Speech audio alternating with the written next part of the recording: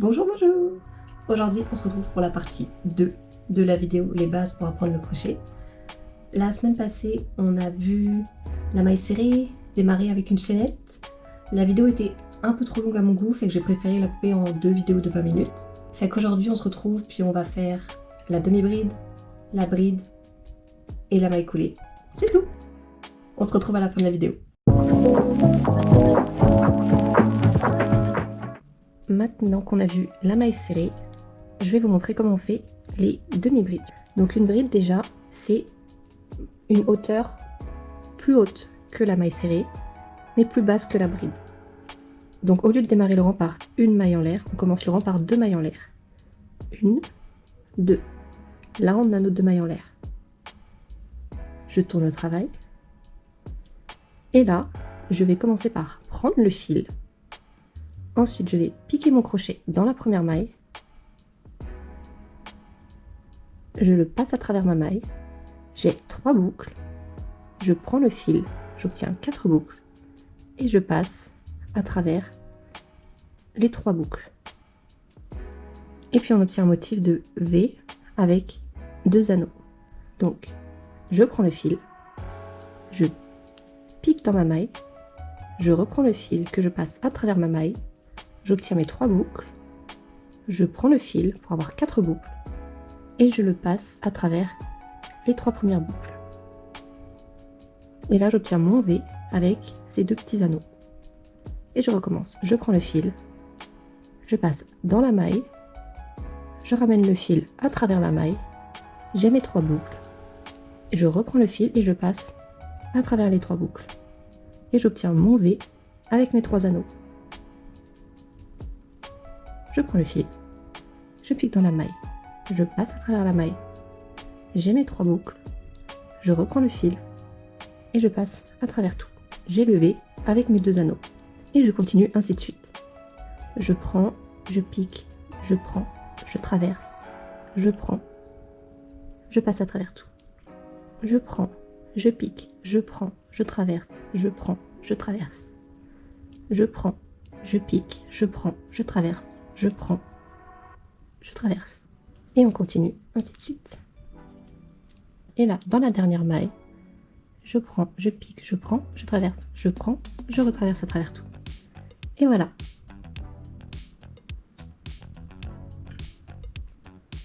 Et donc là, on va faire un deuxième rang. Donc je monte 2 mailles en l'air. Pour arriver à la bonne hauteur, je tourne mon travail et je recommence. Je prends mon fil, je pique dans ma première maille ici, parce que là j'ai mes 2 mailles en l'air pour ajuster la hauteur, 1, 2. Donc ma première maille elle est ici. Donc j'ai pris mon fil, je pique, je traverse et je retraverse. Je prends, je pique, je prends, je traverse, je prends, je retraverse. Et vous voyez là avec mon fil que je tiens avec mes 2 doigts en arrière, j'ai pas une très grande distance. Mon fil est tendu, mais j'ai pas une énorme distance comme ça. J'ai comme un tout petit peu de distance, suffisamment pour que mon crochet puisse le prendre facilement et que le fil soit tendu.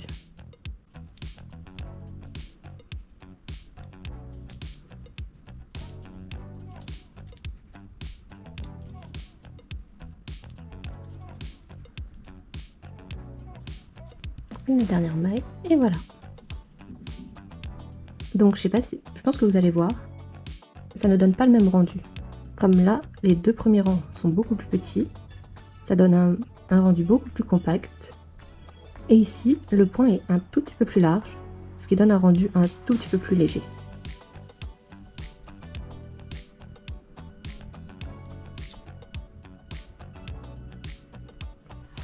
Là, on a nos 2 premiers rangs en maille serrée et là, on a nos 2 rangs en demi-bride. Alors, pour la bride, on va commencer par faire une micro-chaînette de 3 mailles en l'air, puisqu'elle est plus haute que la demi-bride. Donc pour la maille serrée, on avait fait une maille en l'air pour démarrer le rang, la demi-bride, 2 mailles en l'air pour démarrer le rang, et la bride, 3 mailles en l'air pour démarrer le rang. Donc là, j'ai fait mes 3 mailles en l'air. Ensuite, je tourne mon travail.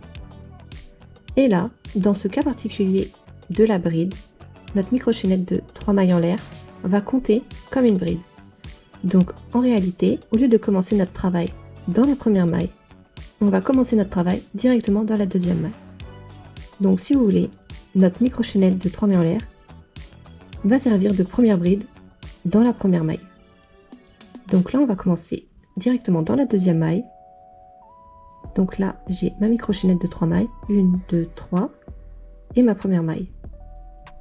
Donc, on va commencer le travail dans la deuxième maille ici. Ça nous fait 1, 2, 3, 4, piqué dans la 5e maille. Donc pour ça, je prends le fil, je pique dans ma deuxième maille, je prends le fil que je passe à travers ma maille, j'ai mis 3 boucles, je reprends le fil, jusque là c'est comme la demi-bride, ensuite je passe le fil à travers les 2 premières boucles uniquement, je reprends le fil sur mon crochet, et là je passe à travers les 2 dernières boucles. Et voilà. Et je continue. Donc je prends le fil, je pique dans ma maille, je prends le fil, je le passe à travers ma maille, je reprends le fil, je passe à travers les 2 premières boucles, je reprends le fil et je passe à travers les 2 dernières boucles. Et je continue. Je prends, je pique, je prends, je passe au travers, je prends, je passe au travers, je prends, je passe au travers. Je prends le fil, je pique dans ma maille, je prends le fil, je passe à travers ma maille, je reprends le fil, je passe à travers les 2 boucles, il me reste 2 boucles, et je passe à travers, et je reprends le fil, et je passe à travers les 2 dernières boucles. Et je continue mon rang comme ça. Et je continue mon rang comme ça. Donc je prends, je pique, je prends, je traverse, je prends, je traverse 2, je prends, je traverse 2. Je prends, je pique, je prends, je traverse, je prends, je traverse, je prends, je traverse. Et on continue.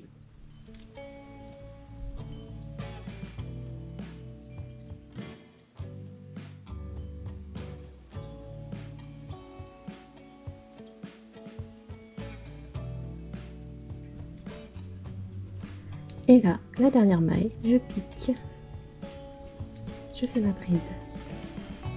Et voilà. Et là, on a nos 20 mailles à nouveau. Donc je compte 1, 2, 3, 4, 5, 6, 7, 8, 9, 10, 11, 12, 13, 14, 15, 16, 17, 18, 19. Et la 20e qui se cache en réalité dans notre micro-chaînette, ici. Donc la 20e correspond à la 3e maille de la micro-chaînette. Et voilà. Et ensuite je continue, on va faire le deuxième rang. Donc là à nouveau, je monte 3 mailles en l'air, je tourne le travail. Je ne travaille pas dans la première maille ici, je vais commencer dans la deuxième maille tout de suite après. Donc je prends mon fil, je pique dans ma deuxième maille, je prends mon fil, je traverse ma maille, je prends mon fil, je traverse 2 boucles, je prends le fil et je retraverse 2 boucles encore. Et je recommence. Je prends le fil, je pique, je prends, je traverse, je prends, je traverse, je prends, je traverse.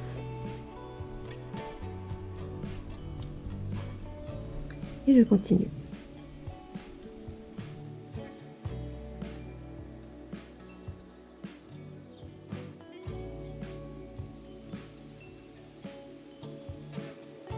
Parfois, il arrive que votre fil soit pas si bien tissé, puisque en réalité, un fil c'est composé de plusieurs brins enroulés entre eux, comme ceci.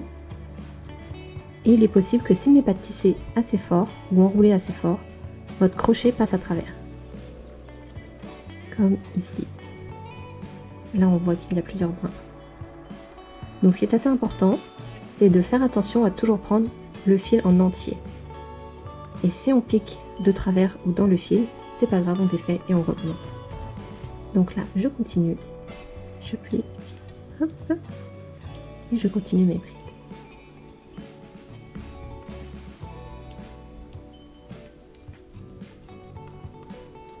Tac, tac, tac.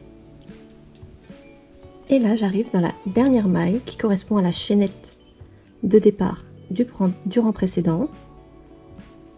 juste là. Donc pour ça, je pique.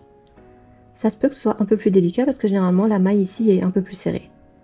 Donc on cède un peu, je pique dans le premier brin et le brin du dessous je vais le coincer avec mon crochet. Donc je pique dans le premier brin et à l'aide de mon crochet je vais prendre le deuxième brin et voilà.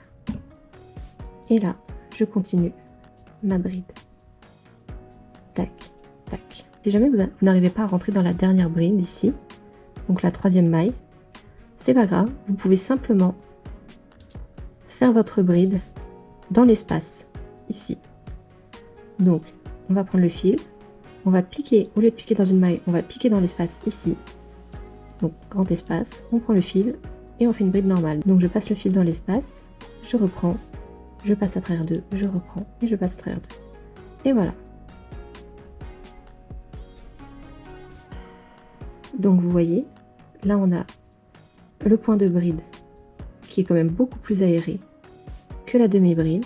Elle aussi est beaucoup plus aérée que la maille serrée. Donc la maille serrée, vous obtenez un résultat quand même beaucoup plus compact. La demi-bride, c'est quand même un peu plus léger, mais ça reste quand même compact.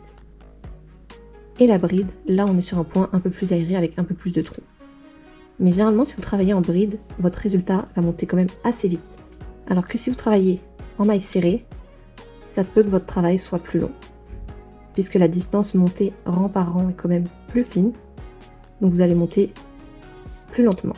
Alors que si vous travaillez en bride, par exemple là il y a les deux rangs de bride, vous allez monter quand même plus rapidement. Donc un travail complet en maille serrée va être plus long qu'un travail en bride. Mais le travail en bride est quand même plus aéré et avec des petits trous, alors que le travail en maille serrée n'a pas beaucoup de trous. Donc moi généralement ce que j'aime bien c'est travailler en demi-bride, c'est le point intermédiaire que je trouve parfait, parce qu'il permet et de monter assez rapidement tout de même, et de limiter les trous. Donc comme ça on peut faire un petit top au crochet, on verra rien à travers, alors que une bride généralement on peut voir à travers, généralement on voit pas beaucoup tout de même, mais ça se peut que certains d'entre vous soient moins confortables avec le point bride sur un top au crochet et opter pour un point en demi-bride ou un point en maille serrée. Et voilà. Donc, pour terminer, je vais vous montrer la maille coulée.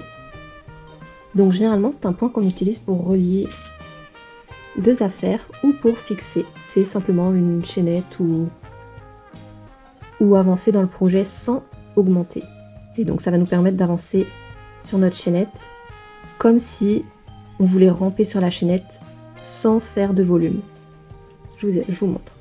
Par exemple, une fois arrivé là, on veut commencer notre travail uniquement à partir de la 5e maille si on veut. Donc, je vais faire une maille en l'air pour commencer mon rang. On commence toujours un rang au minimum par une maille en l'air. Et là ensuite, je tourne mon projet et je vais faire une maille coulée dans la première maille.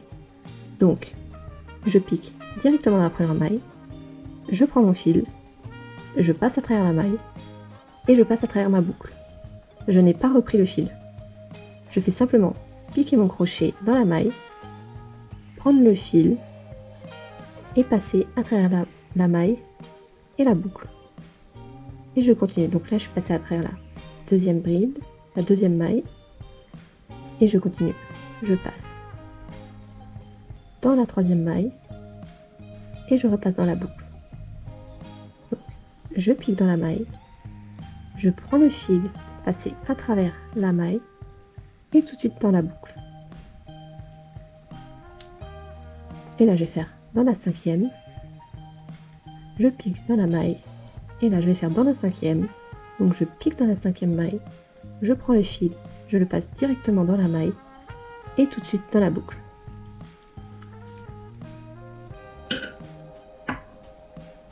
Et vous voyez, ça va pas ajouter d'auteur sur votre travail.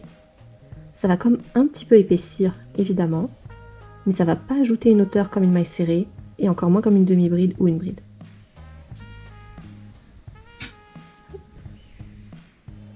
Comme là, on peut voir une légère hauteur ici, une légère épaisseur, mais c'est quand même très discret. On a nos mailles coulées ici, et le reste de la chaîne ici.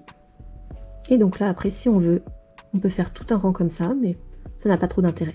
Généralement, on va s'en servir, par exemple, quand on veut faire des ponts, mais qu'on veut les fixer au travail sans rajouter une hauteur de maille serrée ou de demi-bride ou même de bride sur notre ouvrage. Donc par exemple, là je fais un petit pont avec 3 mailles en l'air. Je vais passer une maille et au lieu de le fixer avec une maille serrée, je peux le fixer simplement avec une maille coulée. Je pique, je prends le fil que je ramène à travers la maille et la boucle. Et voilà. On peut se servir de cette méthode quand on veut faire par exemple vous faites un gilet, vous avez besoin de faire des petits trous pour passer vos boutons à travers. C'est cette méthode-là qu'on va utiliser.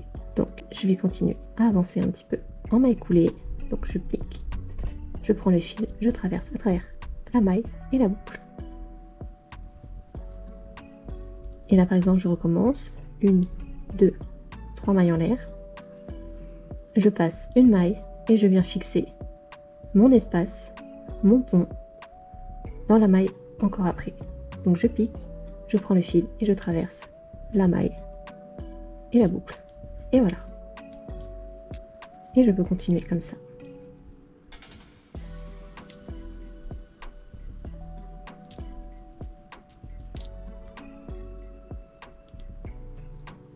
Et là j'arrive dans la dernière maille qui était une bride du rang d'avant. Donc soit c'est un peu plus compliqué mais je pique dans la maille ici, soit je pique dans l'espace. Vous pouvez aussi tordre un peu votre bride, votre micro chaînette de départ ici. Donc là on a comme la maille ici, et si on n'arrive pas à l'atteindre, on peut la tordre un peu sur l'envers et avec le crochet ramasser le fil qui est en dessous. Parce que à l'intérieur de votre V, ici d'une maille, sur l'envers, il y a un petit fil qui y passe. On peut aller chercher ce fil là avec le crochet, comme ça, et quand on remonte, on va voir que le crochet il est passé dans la maille, ici.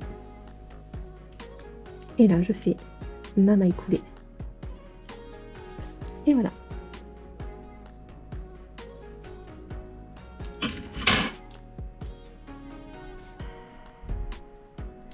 Et donc là on a fait des petits ponts qu'on a reliés, qu'on a fixés à l'ouvrage par des mailles coulées. Et là on le voit, ça n'a pas ajouté d'épaisseur à l'ouvrage, ça fait une ligne plane avec nos petits ponts ici. Donc par exemple quand vous allez faire un gilet, vous pouvez faire ça. Donc sur une face vous allez avoir votre ouvrage avec vos petits boutons de cousu, et puis sur l'autre face vous allez avoir cet effet là, donc les mailles coulées et les petits espaces pour venir accrocher les boutons. Et voilà, donc on va s'arrêter là pour aujourd'hui. Entraînez-vous à faire surtout les mailles serrées, les demi-brides et les brides, c'est les points les plus importants que vous allez retrouver partout, c'est les plus faciles, c'est les plus simples, et puis voilà, c'est tout.